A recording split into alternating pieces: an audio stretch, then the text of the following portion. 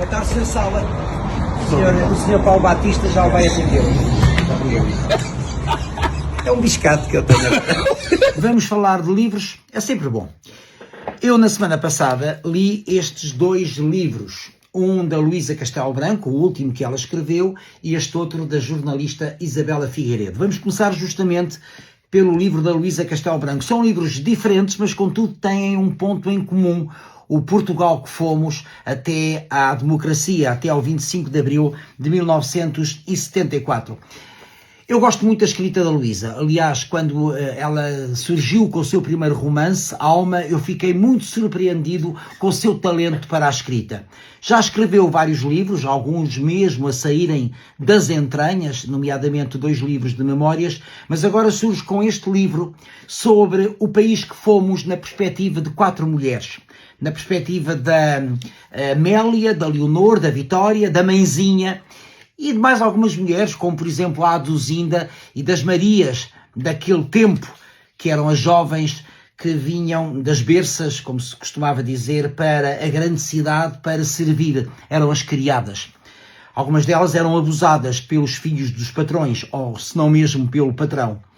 É uma visão muito realista do país onde não havia liberdade, onde havia brandos costumes, falsas moralidades, e é um livro que se lê muito rapidamente. Eu li-o em 4 horas, é um livro com uma escrita muito clara e é um retrato do país que fomos, dos portugueses que fomos, até mesmo já ultrapassado o 25 de Abril e em pleno período revolucionário em curso. Se este foi o meu país, é portanto o romance de Luísa Castelo Branco, editado pela Bertrand, e que eu aconselho quanto à leitura. Depois temos o livro Caderno de Memórias Coloniais.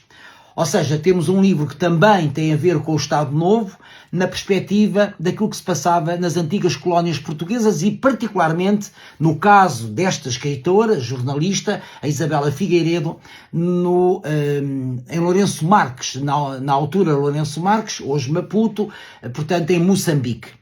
A escritora cresceu, portanto a infância, grande parte da adolescência são passadas na então Lourenço Marques, e temos aqui um retrato muito cru, até duro, da relação dos portugueses, dos brancos colonos com a população negra.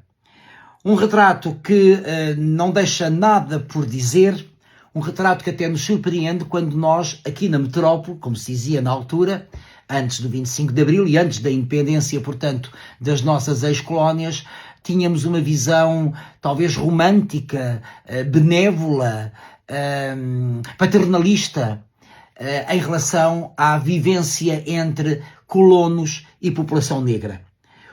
O Caderno de Memórias Coloniais, com a dureza da escrita, não deixa, contudo, também de referir e de nos chamar a atenção para as atrocidades que a população negra cometeu em relação às famílias brancas, portuguesas, algumas delas, justamente após a independência. E também aqui é abordada a questão do retorno, daqueles que retornaram ao país de origem, se bem que muitos tenham já nascido justamente, neste caso, em Moçambique, e que também passaram por uma fase muito complicada. Eu penso mesmo que em relação a este livro e a esta fase da nossa história contemporânea, ainda há muito para expurgar, ainda há muito para exorcizar, ainda há muito para escrever e até filmar, se bem que já tenham sido feitos livros e até filmes sobre todo o Estado Novo ligado às nossas ex-colónias e nomeadamente à Guerra Colonial. Portanto, são 2 livros que eu recomendo, neste caso, o Caderno de Memórias Coloniais, da Isabela Figueiredo, foi editado pela Caminho. Temos, portanto, Luísa Castelo Branco com Se Este Foi o Meu País e a Isabela Figueiredo com o Caderno de Memórias Coloniais. E eu agora tenho em mãos um verdadeiro calhamaço, passa a expressão. É este livro da autoria do jornalista, também o jornalista Miguel Carvalho, Por Dentro do Chega, editado pela Objetiva.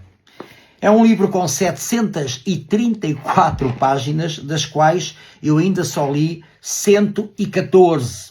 Eu estou a ler este livro demoradamente, anotando, sublinhando, porque este livro resulta para mim como uma valiosa ferramenta de trabalho e já vos explico porquê.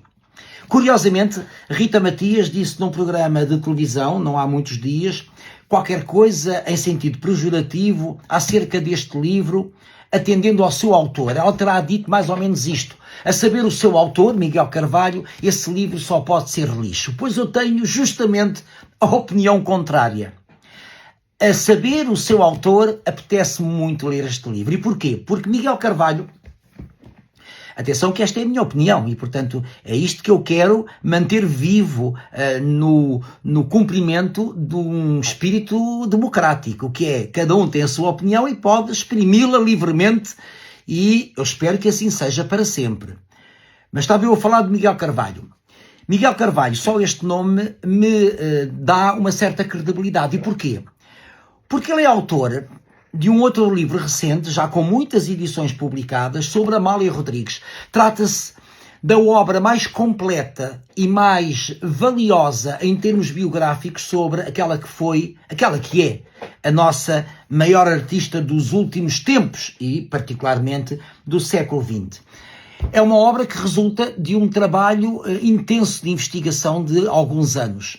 É uma obra que nos apresenta Amália em pormenores, em facetas da sua vida e personalidade que nós desconhecíamos, pelo menos a maioria de nós, enquanto público e fã da artista. Nomeadamente o seu posicionamento face a presos políticos. Estamos a falar de Amália durante o Estado Novo, até ao 25 de abril de 1974. Estamos a falar de uma mulher que foi injustamente considerada fascista após os excessos da Revolução do 25 de abril de 1974.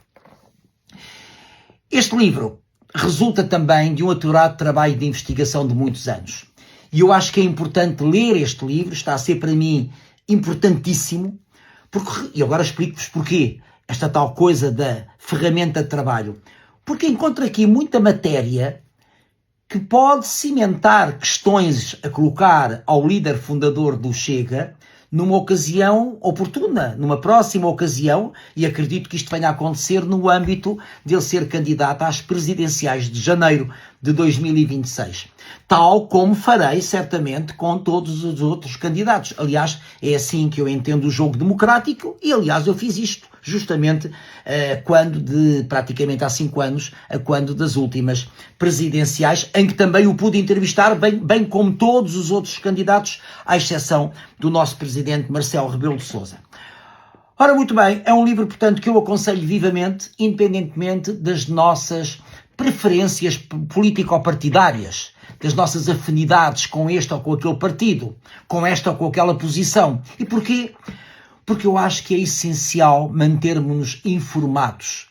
Claro que é um livro que pode ser contradito, mas é importante ser lido e depois venham outros livros contradizer este.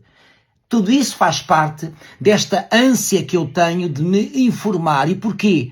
Porque vivemos justamente numa época contrária, a época da desinformação, a época da manipulação da verdade, a época das falsas notícias. E eu quero continuar a pensar pela minha cabeça e não pela cabeça dos outros.